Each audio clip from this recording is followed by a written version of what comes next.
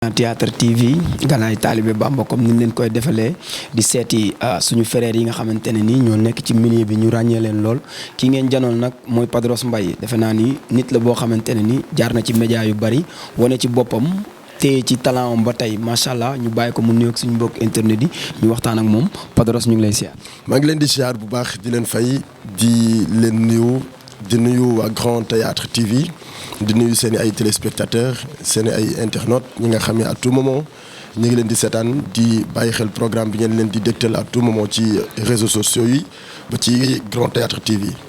waaw Padros fi ñuy njëkkee ak yow mooy kan mooy Padros Mbaye benn doomu Pikine la woon nekk diggante essence talib bu mag ak talib bu bees Padros enfance am. bon suma enfance nag su ma ci wax damay fier parce que duma am enfance boo xamante ni dama ko passé mu nekk loo xam ne day jafe pour ma fàtte ko maa ngi ko defee diggante Pikine yeggale ko Mauritanie après dellu siwaat Sénégal après 13 ans ma dellu siwaat Sénégal ñëw yeggale ko fi parce que bi ma juddoo quelque temps après ci laa dem Mauritanie ak suma famille foofu ñu yàgg fa parce que suma papa foofu lañ ko affecté woon après bi ñu dellu siwaatee nag ñu dellu Pikine suñu kër suñu fief ma nekk foofu en tant que xale di jàng ba après suma papa bi mu décédé ci la arrêté jàng dem di liggéey naa pas mal de liggéey nag yu bari bu ñu waxee l'homme 12 métiers des fois sax dama ci gis sama bopp moo tax bon fi ma jaar dafa bari quoi su ma ci dee expliquer nii day xaw a gudd mais boo ma laajee ci fenn foo xamee soxla nga cee xam bon dinañ la ci leeralal. waaw Padros Mbaye comme ni nga ko waxee entre Mauritanie Sénégal dem ba mu yàgg nga dellusiwaat biir Pikine ñu ne booy bu fa nekk da daan unde ñenn ñu xam Padros nee nañ booy bu léej la woon unde biir Pikine nan nga ko doon dundeek loolu ba am turu undu boobu biir Pikine. tey damay fier ci sama bopp surtout ci sama jikko du ma tagg sama bopp mais mën naa wax ni jikko bi ma amee tey li ma nekk booy Pikine li ma nekk Pikinois moo ma ko def li ma nekk booy banlieue moo ma ko def c'est-à-dire boo jaaree ci banlieue bi da lay forger da lay defar tey nit mënatuma def lu ma naqari nit mënuma wax lu ma naqari nit mënuma c'est-à-dire mënuma dégg ci àll ba dara ba gis ci sama bopp nit mënuma jëlal sama alal ba ma gis ci sama bopp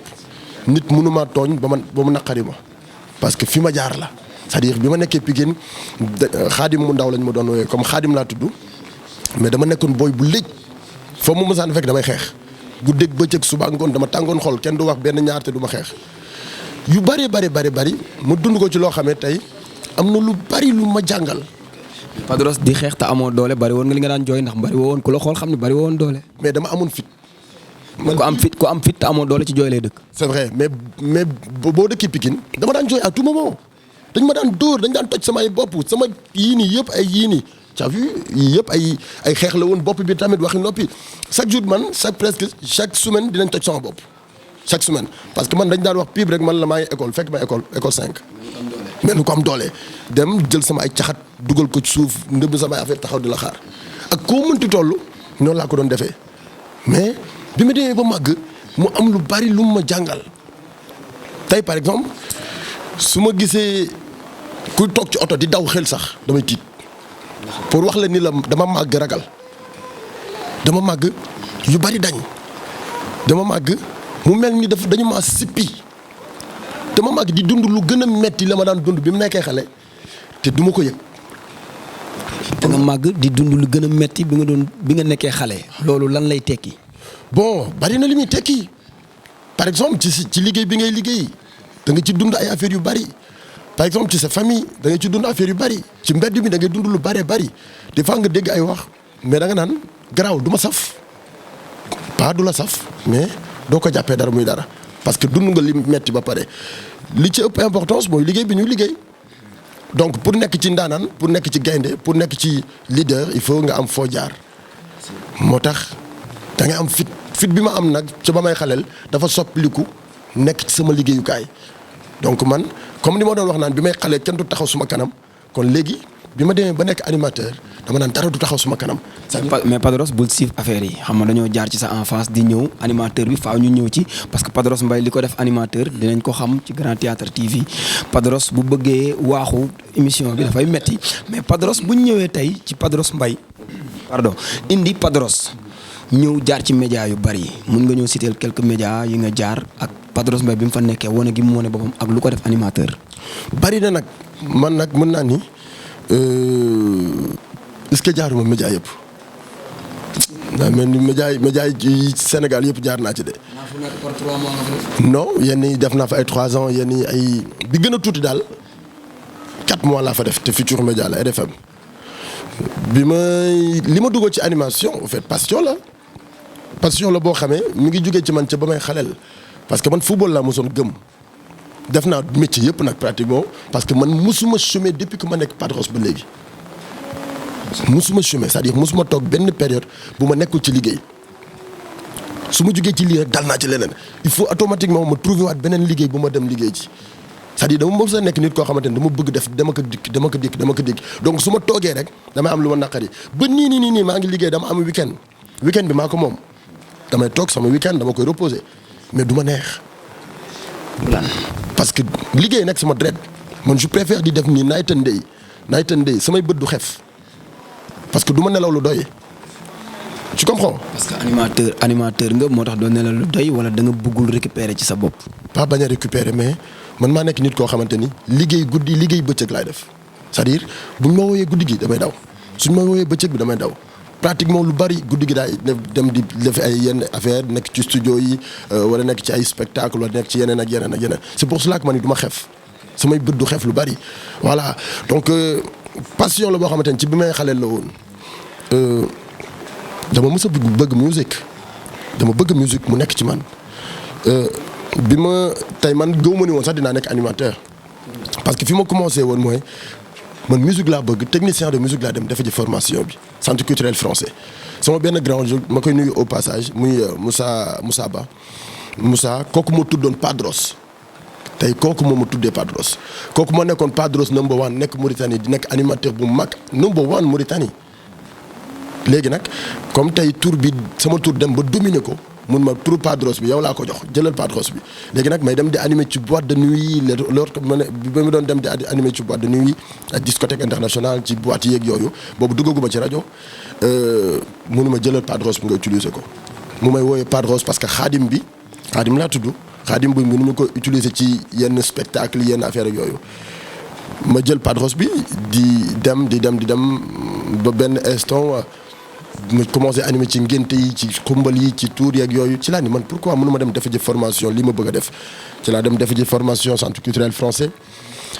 pare benn 2 ans bi ma pare ma continuer di def loolu ba benn instant benn opérateur téléphonique bu nekk fii Sénégal pour ma bañ a def publicité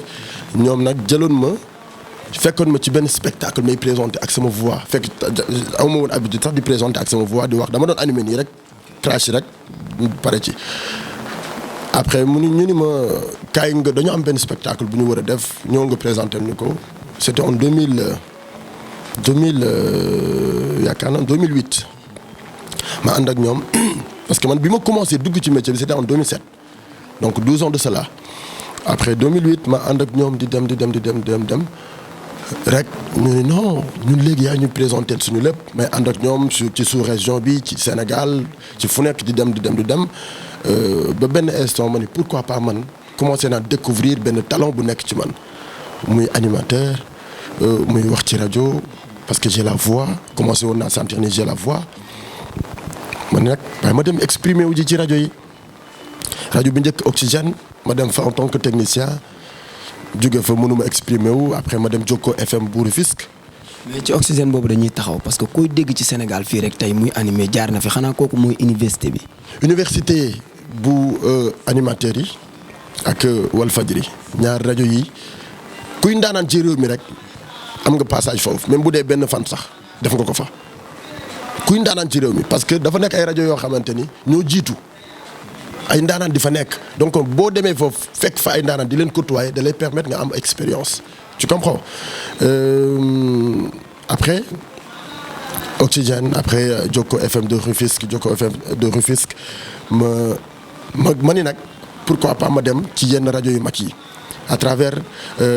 ki nga xamee moom moo di Ndiaye Dos bu Zik FM. Ndiaye Dos jël ma yóbbu ma Sen TV ni ma ñëwal fii nga jéem a puusante pour nga am dara parce que rajo bu bees la télé bu bees la mën nga fi am dara. ma ñëw fa yàlla boole ma ak Pape Cheikh ma di ko nuyu suma mag di ko siyaar bu baax mu am benn expérience bu yaatu bu mu def ci man lorsque ma nekkoon Sen TV expérience bu yaatu. c'est vrai que daanu ma woon di am chance di exprimer wu à tout moment ci micro mais yàlla daf ma nattu woon aw ma woon envie sax tey micro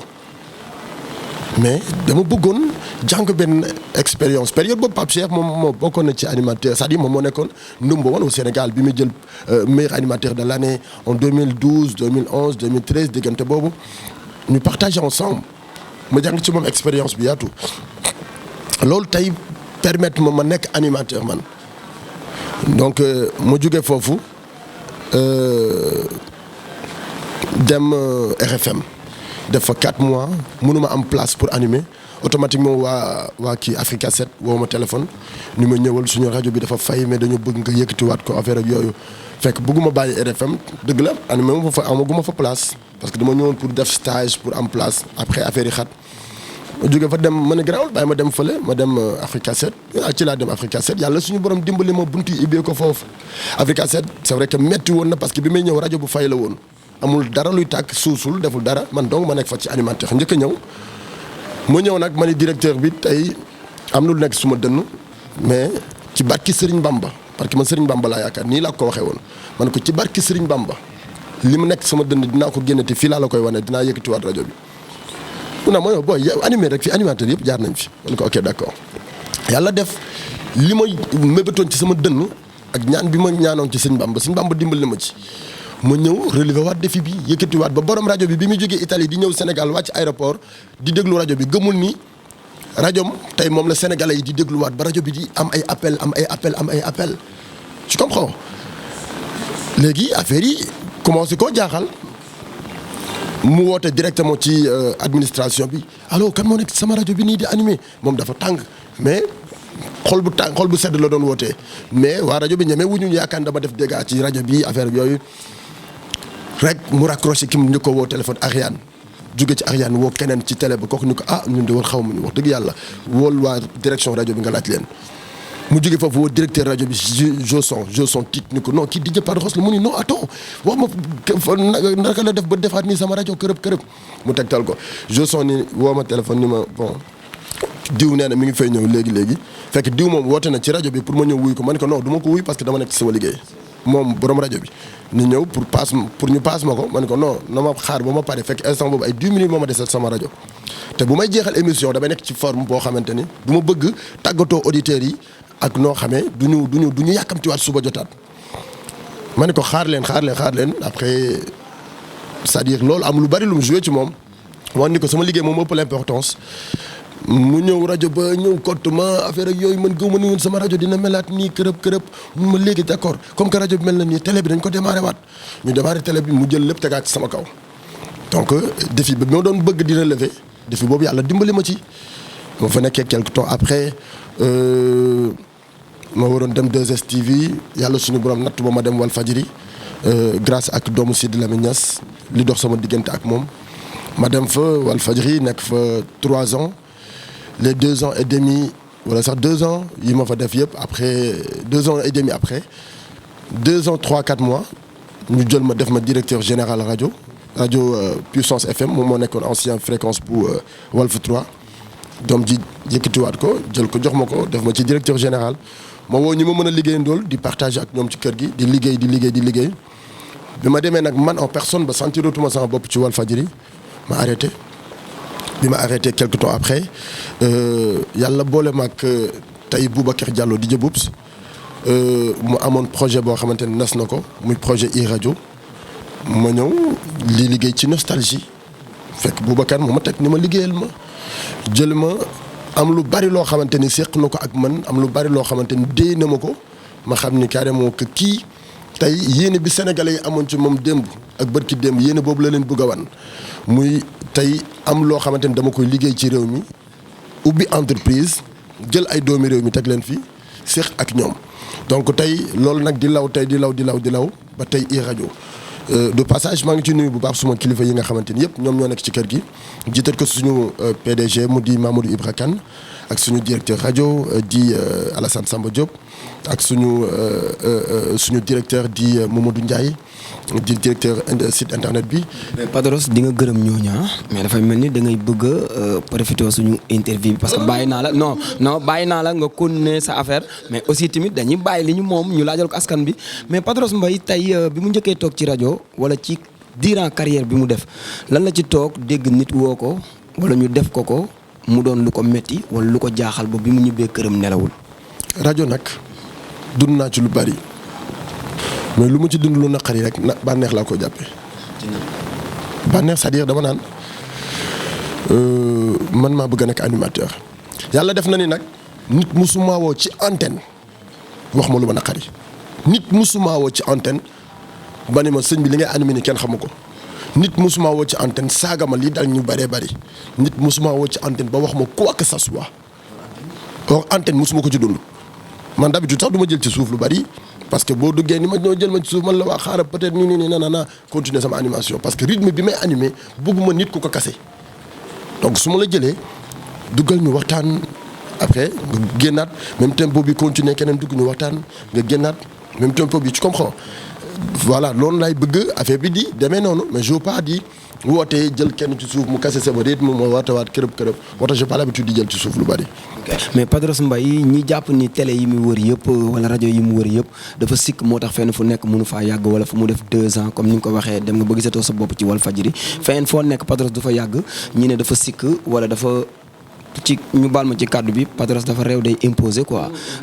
loolu lan nga ci tontu sénégalais yi nga xam ne ñu ngi koy gis ci sa déplacement yu bari. musuma ko dégg nag ci sama carrière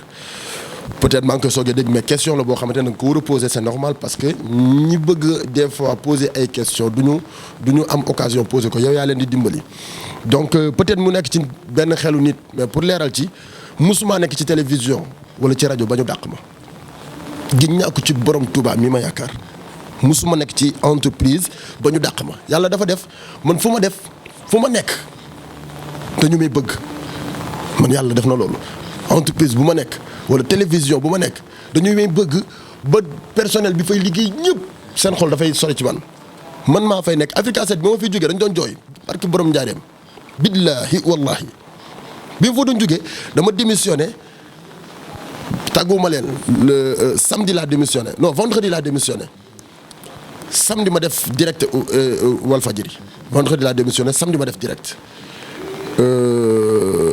lundi ma xëy dem seeti ji leen pour jël sama lettre de démission bi may dem di leen seeti ji barki alxuraanu karim ñu bari dañ doon jooy ñoom ñi ngi may seetaan li may wax ñi ngi may gis pour war leen fu mu nekk man bu ma fay jógee maa fay jëlee sama bopp loolu moo ma dalaat ci Walfadjri ba tey jii nii Walfadjri bu ñu sañoon damay dellu si waat li may wax leer na ñi may seetaan leer na waa Walfadjri tey bu ñu sañoon man ma taxawaat ci écran Walfadjri xam nga nit du sosal nit. voilà donc ci grand théâtre moom lépp dafay bien moo tax ma leeralal la pour nga xam borom Walfadjri ngi nii taxaw di ma seetaan Cheikh Niass tey bu sañoon man ma ñëwaat ci këram tey te bu ma delluwaatoon këram dama koy liggéeyal comme ni ma ko doon liggéeyal démb parce que li ñu séq la man ak moom ni ñu mel la man ak moom mu doxoon ko ci digganteem ak papaam ñu ngi koy ñaanal yàlla nañu yàlla tas ci barkeem El Hadj Sidi Lamine Niass tu comprends c'est-à-dire pour wax ne la man fu ma nekk rek man maa fa jëlee sama bopp. léegi Padros Mbaye ak xale yu jigéen ñi coow li bari na lool. xale yu jigéen ñi c'est normal parce que ñun ay animateurs lañu ñun ñoo opté nekk nit ku siiw donc mën nañu xaar lépp te li ñuy ñaan mooy nit ñu bëgg ñu te man yàlla def na ni jigéen ñi c'est-à-dire samay féete lañu. Padros boo taxawee ci nit ñi bëgguñu rek dafay xaw a compliqué Padros Mbaye ak xale yu jigéen ñi xam nga tey waxuma ak xale yu góor yi quoi xale yu jigéen ñi Padros Mbaye tey Padros Mbaye kii Padros Mbaye suba Padros jaar na fii def na nii wax naa xale bu jigéen bi nii ak nii sa diggante xale yu jigéen parce que dafa war a leer. nag may laaj ci benn point mosuma dund ak benn xale bu jigéen lenn lu nit ñi di waxtaanee peut-être mu nekk waxtaan woo xamante ni que nit ñi ñoo koy créer rek wala bëgg ko mais lu ma dund ak nit. nga xam ci dara boo ma ko posé question ma tontu la j'ai pas l'habitude nag di wax si yenn affaires yi sax mais boo ma ci tontoo tey ma tontu la. non xam nga am na loo xamante ne xaw na weesu suñu ginnaaw quoi bu ñu nee Padros Mbaye xale jigéen yi nga ne musuma am na benn jamono yow ak Abiba ñu ciy wax xam nga Padros Mbaye ñii ne Padros ñii ne dafa waane ñii ne xamoon nañ ko ñii ne nangam xam nga tey comme li nga wax sénégalais yi xëy na am na ñoo xam mun nañ di créer mais ñu ci bari aussi tamit du ñu créer mun naa dégg loo xam ne ki ma koy wax mun naa am ci moom confiance boo xam ne musuma wax loo xam ne dañul su ma waxee ci Padros Mbaye wala ci Galaye Talibé Bamba damay téye. ok je veux pas sax di expliquer détail tout d'abord dama koy nuyu Abiba sama rak la sama xarit la mais dara musul am coow ci sama diggante ak moom. sama diggante ak benn xale bu jigéen bu ko kenn yaakaar ci lenn Abiba dara doxul sama diggante ak moom sama rakk la sama xarit la mën naa ne sax sama doom la bu ñu gisante tey balaa ñoo gisante waat ilaa yow mi din ban est-ce que Abiba mosuñu gisante ay 2 fois 3 fois ma ñàkk sama ndey non lii nit ñi di wax ci réseaux sociaux yi bu leen déglu am na benn période coow li bari fii nit ñi di génn de wax de gauche à droite bu leen déglu réseaux sociaux yi c'est-à-dire nit ñi du ñu dul comprendre fi jamono bi ñu toll tey site internet yi dañuy liggéey donc bu ñu jékki-jékkee toog seen liggéey demeewul noonu am nañu dañuy toog di bind di kii pour dara lu yëkkatiwaat seen liggéey. mais nag attends site internet yi dañuy cité parce que boo nee site internet yi sañ naa cee génnee Infos Rewmi sañ naa cee génnee Grand Théâtre parce que doxuñ ci loolu aussi tey jii su ma nee animateur yëpp a yem Padros Mbaye su ko neexee mu ne amul mais kon bàyyil tamit nit ñi suñuy faral di wax ne site internet yi dañ ciy laax ñëpp c'est pas normal. li tax ma ni site internet yi donc du ma cité benn moo tax site internet yi rek laa mën a wax bu ñu toogee seen liggéey doxul dama généraliser lépp tu vois su ma toogee ni site internet yi c'est parce que ñoom ñooy bind ñoom ñooy wax te du ma ni kat tel site internet bu ñu toogee seen liggéey amul kat benn avancement am nañu plein droit ñu toog xool benn info bu ñu relaté génn ko dugal ko pour nit ñi di ci waxtaan di ci kërëb ne woon naa du ma ci wax sax leeral bi ma ci indi nii fii laa ko defaatee mais pour juste sénégalais yi def seen bopp que ni bu ñu gis lu ñu tëll rek ci internet bi ñu ni dàmm na loolu dégg naa ci lu ne wax nañ ma ci lu ne pour wan ni la carrément li ma Pikine forcé loolu moo nekk ci man ba tey moo tax ba léegi doo ma déggaat ma wax te bon ni mu demee sama digganteeg yow la sama digganteeg yéen waa Grand Théâtre c'est pour cela que ma wax ci. waaw am na ci loo xamante ne nag askanu Pikine ñoo koy demandé Padros Pikine nga dëkk ba léegi wala déet. dëkkatuma Pikine jóge naa Pikine en 2005 bi sama papa décédé ma dem sama kër yaay Sicap Mbao parce que sama yaay foofu la dëkk bi ma fa nekkee ba benn période sama liggéey tënk ma ñëw gën a jege sama liggéey nekk côté ville dëkk fii quoi. waaw waa Pikine dañuy faral di wax ni képp ku siwee Pikine da ngay génn Pikine ci benn ndaanaan lañ ko remarqué woon mu siw toog Pikine Ndongo Lo mais depuis moom ba léegi Padros nag dañ naan bukki neen xamul dëgg mais lu ñëpp waxay dëgg bari nañu siw ci Pikine benn ci yow mi ma toogal génn fa pour lan loolu te mënuñoo toog biir Pikine màggal ko parce que nee nga ni nga mel Pikine la ko def. man bi may génn Pikine li ma doon sax doonuma ko 2005 laa génn Pikine dem sama kër yaay. kon xam nga bi may génn Pikine nekkaguma animateur boobu footballeur laa damay football di jàng jekki-jekki jóge Pikine jóge foofu jóge Sicap Mbao ñëw fii bi may nekk li ma doon c'était en 2007 laa nekk animateur te donc 2005 laa génn Pikine xam nga kon jóge wu Pikine ak parce que dama am tour bi may jóge Pikine du tey donc tey ba tey jii sama famille ñi ngi biir Pikine sama famille mi ngi biir Pikine. ñooñu def loolu yëpp seen famille ngi biir Pikine. sama famille mi ngi biir Pikine ginnaaw sama famille laa bàyyi Sicap Mbao ñëw dëkk si fii pour gën a jege sama liggéey pour concentration la mais bàyyiwuma sama famille fële pour gën leen sori tu comprends voilà. waaw ok ñu jóge ci loolu parce que doom Pikine yu bari comme lii ngay la ñuy tontu mais Padros tey bu doon wax ci milieu bi mu nekk animateur ak animatrice yi ak xale yi bëgg a ñëw seen ginnaaw ak surtout jigéen ñi góor ak jigéen daal ci milieu bi. nit ñi naan dafa metti ci côté góor ñu naan dafa bëri ñu ci use xale yu jigéen ñi ci côté jigéen ñi naan dañ leen di use pour ñu nekk nit ku siiw en tant que Padros Mbaye lan nga leen di jox ay kàddu yu soññe ci ñi ci war a gëm seen bopp ak su fekkee dafa am ñu ci jaar wala ñu ci jaarul am na ci wala amu ci. tout d'abord li ma bëgg a wax mooy ñun jamono ji ñu nekk nii animateur dafa bari ci réew mi waaye noonu la ñu raflee animateur je sais pas est-ce que xam nga fi may waxee. moo tax ma ne la ndax lan. animateur bari na fi mais dañoo raflay animateur parce que ay professionnels la ñu manqué ku tëb dugg ci métier bi je suis d'accord liggéey la boo xamante ni ñëpp dañu ko war a def ku am envie bi ku ko yëg ci bi ngay xaleel wala nga sentir ko da ngay dem defi ji ko mais dama bëgg ñi koy def nu ñu gëm ni du liggéey bu ñuy jël di ko fooye wala ñu di ko sàggane parce que métier animation mooy loo xamante ni dafa sensible boo toggee ci rajo yow wóoroo toog ci rajo ba jub te doo bégal kenn wóoroo taxaw ci kanamu télévision ba jóge fa te doo sensibiliser kenn te doo wax lu jariñ nit ñi te doo def benn affaire boo xamante ni intéressé na nit ñi lay seetaan parce que tu es belle da nga taxaw ci kanamu télé bi yow nga yaakaar ni loolu mooy métier bi parce que tu es beau da nga taxaw ci kanamu télé bi yow nga yaakaar ni loolu mooy métier bi dafa am lu bari lu mu laaj te li mu laaj nag ñi nga xamante ne ay bëgg nañu doon li ñu doon ci métier bi ñu ngi koy def mais ñi nga xamante ni dañoo jug ngir ñëw àndandoo wala riirandoo bokk noonu laa ko mën a tuddee riirandoo parce que bëgg naa siiw parce que bëgg naa nangam sangam bu doon siiw tey man wër naa àdduna bi parce que 2012 ba tey 2007 ba tey nañu waxante dëgg nekkum ci kase pour siiw dama ci nekk am loo xamante ni dama koy liggéey passion la ci sama biir xol la nekk soxla ma chaque jour ma génn ci site internet yi di wax soxla ma chaque jour fu ma dem fu ne ñu tàllal ma micro ma wax dama am lu ma doy chaque jour maa ngi wax ci micro rajo kon loolu doy na ma chaque jour maa ngi génn télé kon loolu doy na ma donc dafa am loo xamante ni métier bi daf koo laaj te actuellement ñi ngi ñëw ànd ak ñun ñoo commencé yàq tuuti as tuut d'une part sax dinaa xaw a blâmer les directeurs télé les directeurs rajo nga xamante ni léegi nu leen neex la ñu recruter animateurs yu bari ay professionnels ñi ngi fi toog di chômer ñu war a taxaw ci kanamu télé bi bokk ñu ngi fi di chômer liggéeyuñu. est-ce que taar léegi taar mooy animé ak taar ak connaissance. mais nee nañ ñenn ñi dañoo jaar ci escalier ñenn ñu jaar leen ci ascenseur. du ma ni man jaar naa ci escalier yi de waaye de ñu bari bu ñu xoolee sama ay interview yu ma defaat du ma wax dara di changer amul benn escalier amul benn bras long bu ma mës a ut depuis que ma nekk Padros mësuma ut bras long ci sama liggéeyukaay fu ma toog sama métier moo fa bàyyi fu ma liggéeyee sama jom sama fulla ak sama fayda ak bëgg sama liggéey de sorte que fu ma mënti nekk dama koy joxe boo mu jeex tàkk pourquoi su may wax di fier parce que musuma ni kenn kaay tàllal ma loxo kaay dimbali ma kaay soutenir ma kaay nangam sangam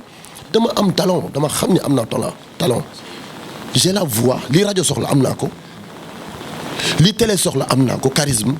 ak yeneen ak yeneen jaay ma sama bopp mais damay wax pour juste ngeen xam. est-ce que da ngay doser Talla Diagne. toolu ma doser Talla suma xarit la moom xam na parce que partagé nañu lu bari. gis na lu bari tey bu doon xëccoo wala branlé tey defee naa ko ci fi ñu bokkee woon liggéey man ak moom ca futur ca des médias amoon naa chance pour dem fa pour nekk fa après mais pour gëm ni man li ma war a doon dama ko war a doon moo tax ma gëm ni carrément affaire bi du loolu dafa am lu mu laaj donc nag pour nekk fi à vie doon dañ fi nekk à vie mais pour yàgg ci métier bi am ci lu bari dañu ko teg ci ordre dama nga jàngi ji ko. boo ko mënoon nga dem def ji quelques formations wala nga dem côtoyer ay professionnels côtoyer ñoo xamante ni dañ lay yokk expérience ça va te permettre yow bu ñu la dëkkee micro bu ñu ubbee micro bi tag da nga naan der boo nee der tant que neexu la doo noppiwaat te loo wax doo ci delluwaat te automatiquement ñi lay déglu dañ koy sentir ña nga xam ñan ñoo lay déglu ñi nekk ci hôpital yi dañ lay déglu des fois damay toog ba ci yàgg hôpital Fann boo fa demee pratiquement man su ma toogee rajo man rek la ñuy déglu parce que borom njaareem waxuma ko pour dara parce que ñi dafa bari ñuy liggéey biir hôpital Fann dañoo dem ba rapproché ma ci lu bari ak ñi liggéey ci yeneen ak yeneen yoo xamante ni ñun ñoo leen war a mën a faj ñun ñoo leen war a mën a béggal ñun ñoo war a mën a dindi seen stress nit feebar na tëdd hôpital tëdd ci biir këram parce que borom Tuubaa magum jëm doomam moo teg rajo bi di déglu moom mu tëdd ne doom ji toog di ko wéttali mais di doom yi di dégloo man ak sama humeur yi ma nekkee ci rajo bi di wax di sensibiliser di kërëb kooku jug man maire bi benn yoon lañ ko laa mës a déggante ak moom bi ma woowee sant ma gërëm ma ba léegi mënu ma ko jotaat toog naa ci rajo bi am benn baat boo xamante ne wax naa ko ñaari nit ñoo xamante ne du ñu laale du ñu wax ñoom ñaar ñëpp kenn dégluwul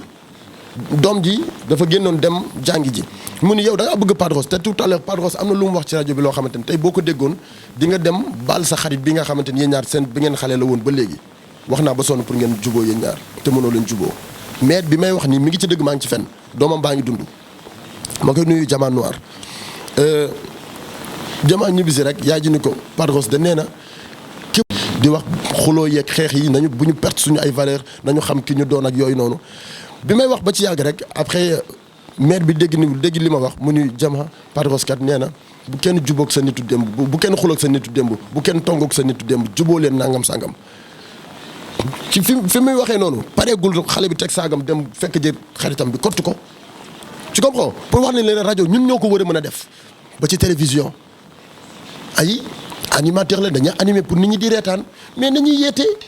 nañu wax lu am importance ci rajo nañuy teg ay morceaux yu am importance surtout léegi ak musique bi fi mu toll. ay na clashuma mais léegi musique bi fi mu toll ay affaires yu ay termes yu ñàkk fayda la ñuy utiliser. surtout côté boobu mais dama naan animateurs yi la su ma génnee sama morceau boo xam ne yeetewul diglewul day sànq askan bi ma indi ko Padros mu teg ko est-ce que erreur bi tamit même bu nekkee ci waykat yi ak xale yi nekk ci showbiz dama koy faral di wax tey bari na xale yi def tendance wala mode seen ngénte teg nañ fa musique gu Ismaïla Lo musique gu Baaba Maal Youssou Ndour Thione Seck ak keneen Jaal Mbaay Kiné Lam tey boo waxee booy yooyu ñu naan dañoo xew bëgg a teg ñooñu ci suuf est-ce que du yéen animateurs yi yéen a yokk booy yi yàqu. tout d'abord ni waykat bi amee plan de carrière yow animateur bi noonu nga war a amee plan de carrière waykat bi ni muy promouvoir boppam pour avancer pour yéeg ci kaw yow animateur bi noonu nga war a promouvoir sa carrière pour avancer pour yéeg ci kaw donc il faut nga am contenu dans la vie. animation dafa am contenu il faut nga ut contenu booy teg avant ngay toog ci rajo xool jamono ji Sénégal fi mu toll yow ban sélection musicale nga war a def xool jamono ji pression nit ñi fan la toll comme man heure bi may animé dafa xaw sensible 19 heures laay animé heure bi nga xamante ni nit ñi jóge nañu liggéey wàcc man ban sélection musicale laa lay war a jox lan lay wër di wax ba nit ñi may déglu ci biir oto yi ci seen biir kër wala ñi nga xamante ni ñi ngi ci yoon waaj a liggéey waaj a wàcc booy waaj a wàcc da ngay stressé des fois nga wàccaale ak dépense des fois doo wàccaale dépense bon ban stratégie laa war a def ba ñëpp di bég ba nga fàtte sax naqat bi nga amoon loolu yëpp dafa am mais nit ñi di déglu ngay jël loo xamante ni di ko promouvoir pour bëgg kooku am lu ko pour kooku am lu ko neex man am na ñu bari ñu may clash Padros doo teg sama way du loolu ku way lu baax lu ma mën a teg dama am plan de carrière ay mag dañu may déglu ay xale dañu may déglu du ma teg n'importe quoi lii man maa ko wax. déglu ma rek man du ma wax dara di ci dellu ginnaaw te bu ma tasante ñenn bu ñu ma laajee dama leen di wax ni leen maa ko wax mais lii moo tax ma wax ko benn waykat taxaw nañu bërki démb mun ma Padros sama xarit la nag dañuy fréquenter chaque jour mais booy yow doo teg sama way nangam sangam wax ma ni ko du ma ko teg tey nag dinaa la wax lu tax du ma ko teg da nga am talent da nga am voix mais da ngaa wayagut bul topp riirandoo lii ngay def nii man de boo koy continuer du ma ko teg te depuis combien de temps génne nga 3 fois single musuma ko teg ci rajo parce que yii ngay way du ma ko tegal sama ay auditeurs essayel nga dem kii mënuma doo dama koy essayer dem def ko sax ba pare dama la ci way man ko bul ma